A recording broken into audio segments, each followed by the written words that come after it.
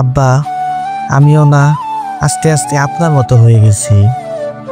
আপনি যেমন ঈদ আসলে আপনার জন্য কোনো সময় কিছু না কিনে আমাদের জন্য নিয়ে আসতেন, আমারও না এখন কিছু কিনতে মন চায় না।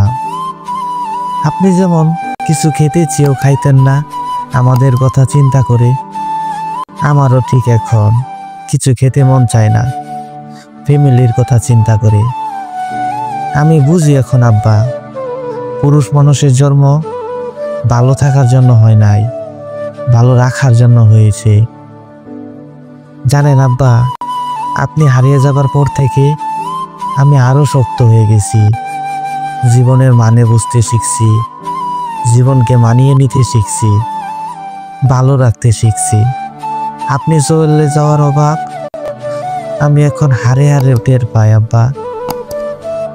আব্বা, আপনাকে নিয়ে লেখার মতো ভাষা আমার জানা নাই, শুধু দোয়া করি ওপারে ভালো থাকেন আপনি।